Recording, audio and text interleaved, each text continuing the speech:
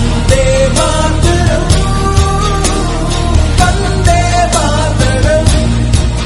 Hello दोस्तों, नमस्कार। स्वागत है एक बार फिर से आपके अपने स्कॉलर्स बेंच किस करंट अफेयर के वीडियो में। आज है 17 जुलाई और दिन है शुक्रवार। तो चलिए देख लेते हैं क्या कुछ नया लेटेस्ट न्यूज अपडेट होने वाला है आज के लिए।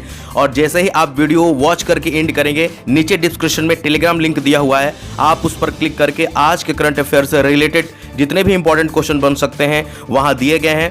तो प्लीज वहां जाइए और क्वेश्चन का ज्यादा से ज्यादा प्रैक्टिस कीजिए। तो चलिए देख लेते हैं क्या कुछ नया लेटेस्ट न्यूज अपडेट है आज के लिए। फ्रेंड्स, आज के नेशनल अपडेट में जो सबसे पहला अपडेट आ रहा है वो है जम्मू कश्मीर से, यानी जम्मू कश्मीर में किया जा रहा है रेलवे के पहले केबल स्टे रेल ब्रिज का निर्माण। जी हां दोस्तों, रेल मंत्री पीयूष गोयल ने जम्मू कश्मीर में कटरा और रियासी को जोड़ने वाले भारत के पहले केबल रेल पुल यानी कि India's first cable stayed rail bridge अंजी खाद पुल के निर्माण की जानकारी साझा की है। इस पुल को Konkan railway corporation limited KRCL द्वारा विकसित किया जा रहा है। यह पुल उधमपुर श्रीनगर बारामुल्ला रेल लिंक परियोजना का एक भाग है। उधमपुर श्रीनगर बारामुल्ला रेल लिंक परियोजना में चेनाब नदी पुल का निर्माण भी शामिल है। चेनाब ब्रिज का निर्माण कार्य पूरा हो जाने पर यह दुनिया का सबसे ऊंचा पुल रेल ब्रिज बन जाएगा।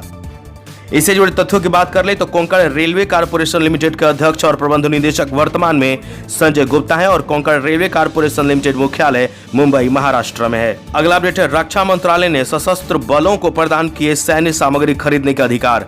जी दोस्तों, रक्षा अधिग्रहण परिषद DAC द्वारा सशस्त्र बलों को सैन्य सामग्री खरीदने के अधिकार प्रदान किए गए हैं। यह निर्णय रक्षा मंत्री राजनाथ सिंह की अध्यक्षता में आयोजित रक्षा अधिग्रहण परिषद की विशेष बैठक के दौरान लिया गया। इस निर्णय के बाद सशस्त्र बल अब अपनी आपातकालीन परिचालन आवश्यकताओं को पूरा करने के लिए 300 करोड़ रुपए तक की तत्कालिक सैन्य सामग्री की खरीद से जुड़े मामलों को आगे बढ़ाने में सक्षम होंगे। अगला अपडेट है, एयरोस्पेस एवं रक्षा विनिर्माण प्रौद्योगिकी सम्मेलन के 5वें संस्करण का हुआ आयोजन। जी हां दोस्तों, रक्षा राज्य मंत्री श्रीपद येसो नाइक ने एयरोस्पेस एवं रक्षा विनिर्माण प्रौद्योगिकी सम्मेलन के 5वें संस्करण का उद्घाटन किया।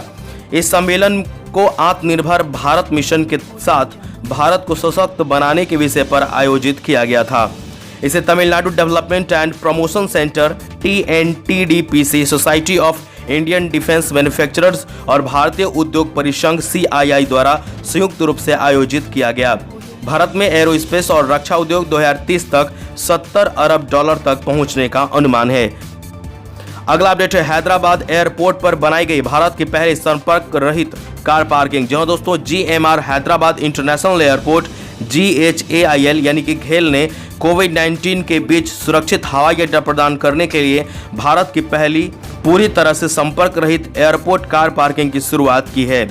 इसके अतिरिक्त घेल ने NPCI यानी कि national payments corporation of India के साथ मिलकर अपने NETC यानी कि national electronic toll collection FASTag car parking का भी विस्तार किया है।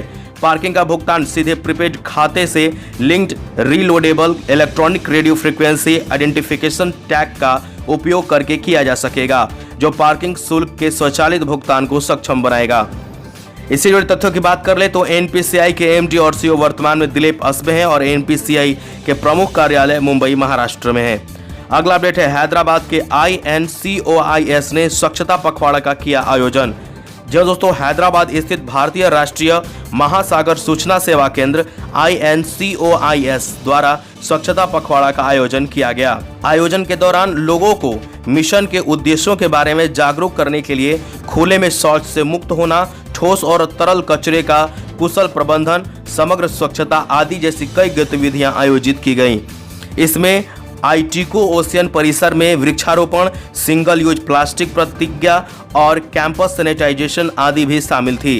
हैदराबाद स्थित भारतीय राष्ट्रीय महासागर सूचना सेवा केंद्र INCOIS भारत सरकार के पृथ्वी विज्ञान मंत्रालय के तहत एक स्वायत्त संस्थान है। इसे जो तथ्यों की बात कर ले तो केंद्रीय पृथ्वी विज्ञान मंत्री वर्तमान में हर्षवर्धन जी हैं। अगला अपडेट है, समिति बनाएगी महाराष्ट्र सरकार। जी दोस्तों, महाराष्ट्र सरकार फेस मास्क और हैंड सैनिटाइजर की कीमतों को ठीक करने के लिए एक समिति बनाएगी ताकि कोई अतिरंजित दर न वसूल की जाए। कोरोना वायरस के प्रसार के कारण मास्क और सैनिटाइजर का उपयोग बढ़ गया है।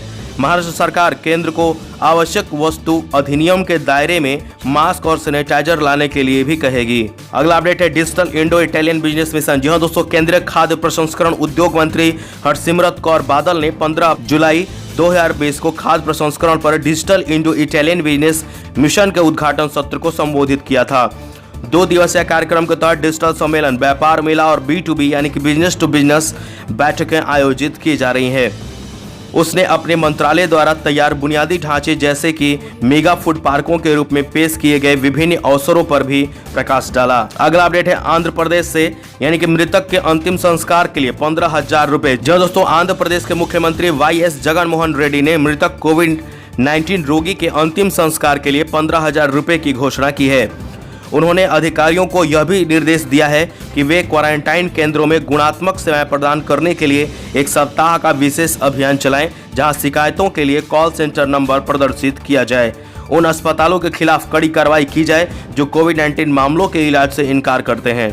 अगला अपडेट है DRDO से, यानी कि DRDO ने P7 हैवी ड्रॉप सिस्टम विकसित किया है। जहां दोस्तों, DRDO ने P7 हैवी ड्रॉप सिस्टम विकसित किया है जो IL-76 विमान से 7 टन भार तक के सैन्य स्टोर को गिराने में सक्षम है। यह प्रणाली पूरी तरह से स्वदेशी है और L&T द्वारा निर्मित की जा रही है, जो प्लेटफॉर्म सिस्टम ऑर्डिनेंस फैक्ट्री द्वारा निर्मित पैराशूट बनाती है। यह प्रणाली मेक इन इंडिया कार्यक्रम के तहत बनाई गई है। फ्रेंड्स, आज के इंटरनेशनल अपडेट में जो सबसे पहला अपडेट आ रहा है वो चीन ने एपस्टार 6D दूरसंचार उपग्रह का सफलतापूर्वक किया प्रक्षेपण। जहां दोस्तों, चीन ने अपने सीचांग सैटेलाइट लॉन्च सेंटर से लॉन्ग मार्च 3B कैरियर रॉकेट के जरिए एपस्टार 6D दूरसंचार उपग्रह का सफलतापूर्वक प्रक्षेपण कर लिया है। कमर्शियल उपग्रह एपस्टार 6D को China academy of space technology द्वारा विकसित किया गया है। एपस्टार 6D वर्ष 2020 में चीन द्वारा लॉन्च किया गया 18वां रॉकेट है। एपस्टार 6D उपग्रह को China academy of space technology Corp CASC द्वारा विकसित किया गया था, जो कि China aerospace science and technology corporation की सहायक कंपनी है। इस सैटेलाइट को APT मोबाइल सैटकॉम लिमिटेड ने 2016 में खरीदा था। फ्रेंड्स, इससे जुड़े तथ्यों की बात कर ले तो China aerospace science and technology corporation का मुख्यालय बीजिंग चीन में है और China aerospace science and technology corporation के अध्यक्ष वर्तमान में जू खियांग हैं। अगला अपडेट चीन से ही है, यानी कि चीन ईरान ने एक साझेदारी सौदा किया। जी हाँ दोस्तों, चीन और ईरान $400 बिलियन की रणनीतिक साझेदारी के सौदे पर पहुंच चुके हैं। इस परियोजना का उद्देश्य चबहार के जाहेदान, यानी कि दक्षिण पूर्व सिस्तान बलूचिस्तान प्रांत की राजधानी से जोड़ना है। इसे 1400 ईरानी कैलेंडर वर्ष के अंत तक पूरा करने की योजना है।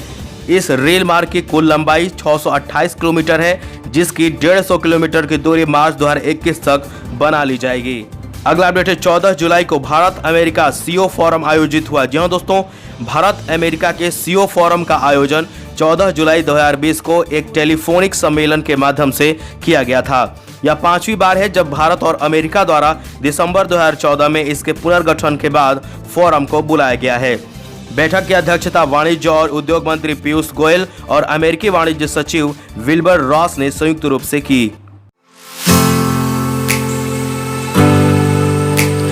फ्रेंड्स, आज के इकोनॉमी अपडेट में जो सबसे पहला अपडेट है वह नाबार्ड से है, यानी कि नाबार्ड ने 44 लाख रुपए की परियोजनाएं शुरू की। जी हाँ दोस्तों, अंडमान और निकोबार द्वीप समूह में नाबार्ड ने 44 लाख रुपए की विकास परियोजनाएं शुरू की हैं।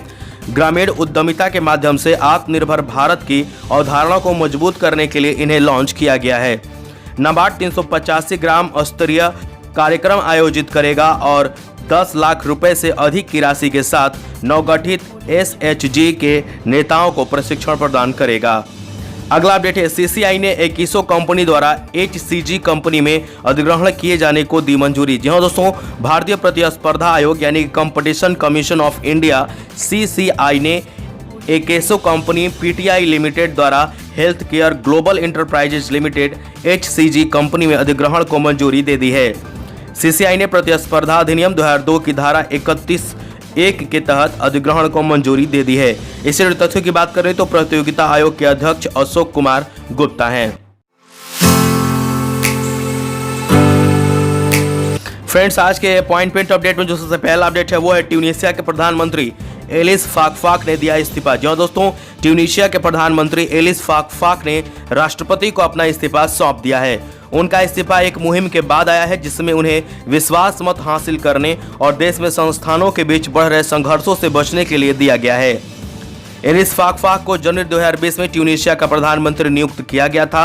उन पर वर्तमान में उन कंपनियों के साथ संबंध के आरोप की जांच चल रही है जिन्हें सरकारी ठेके दिए गए हुए थे। इससे जुड़े तथ्यों की बात करें तो ट्यूनीशिया के राष्ट्रपति कैस सैयद हैं और ट्यूनीशिया की राजधानी ट्यूनिस है। अगला अपडेट है, एडीबी ने अशोक लवासा को नियुक्त किया अपना नया उपाध्यक्ष। जी हाँ दोस्तों, एशियाई विकास बैंक यानी कि एशियन डेवलपमेंट बैंक एडीबी द्वारा मौजूदा चुनाव आयुक्त अशोक लवासा को एडीबी का नया उपाध्यक्ष नियुक्त किया गया है। वह दिवाकर गुप्ता का स्थान लेंगे जिनका कार्यकाल 31 अगस्त को समाप्त हो रहा है। हरियाणा कैडर के 1980 बैच के सेवानिवृत्त आईएएस अधिकारी लवासा को जनवरी 2018 में चुनाव आयुक्त के रूप में नियुक्त किया गया था। इससे जुड़े तथ्यों की बात कर ले तो एशियाई विकास बैंक यानी एडीबी के अध्यक्ष मात्सुगो अस्कावा हैं और एशियाई विकास बैंक का मुख्यालय माडलुयांग फिलीपींस है। एशियाई विकास बैंक की स्थापना 19 दिसंबर 1966 ईस्वी को हुई थी। अगला अपडेट है, ब्रेटली बने स्पोर्ट अड्डा के नए ब्रांड एम्बेसडर। जी हाँ दोस्तों, पूर्व ऑस्ट्रेलियाई तेज गेंदबाज और क्रिकेट दिग्गज ब्रेटली को स्पोर्ट अड्डा ने अपना नया ब्रांड एम्बेसडर बनाया है। स्पोर्ट अड्डा एक भारतीय समाचार और सूचना प्लेटफॉर्म है जो क्रिकेट, फुटबॉल और कबड्डी से जुड़ी सभी ताजा जानकारी, अपडेट और आंकड़े प्रदान करता है। फ्रेंड्स, आज के ट्रिब्यूट अपडेट में जो सबसे पहला अपडेट है वो है नीला सत्यनारायण का निधन। जी हाँ दोस्तों, पूर्व आईएएस अधिकारी और महाराष्ट्र की पहली महिला चुनाव आयुक्त नीला सत्यनारायण का जुलाई 2020 में निधन हो गया। 1972 बैच के आईएएस अधिकारी को कोविड-19 का पता चलने के बाद उन्हें अस्पताल में भर्ती कराया गया था। वह राजस्व विभाग की एक अतिरिक्त मुख्य सचिव थीं और 2009 में सेवानिवृत्ति के बाद उन्हें राज्य चुनाव आयुक्त बनाया गया। श्रीमती नीला 5 जुलाई 2014 को सेवानिवृत्त हुई थीं। तो फ्रेंड्स, आज के अपडेट में बस इतना ही। मिलेंगे अगले दिन एक नए लेटेस्ट न्यूज अपडेट के साथ। आशा करते हैं आपको ये वीडियो पसंद आया होगा। अगर ये वीडियो पसंद आए तो प्लीज इसे लाइक करें, सब्सक्राइब करें और दोस्तों के साथ शेयर जरूर करें। तब तक के लिए आप स्वस्थ रहें, सुरक्षित रहें। जय हिंद, वंदे मातरम।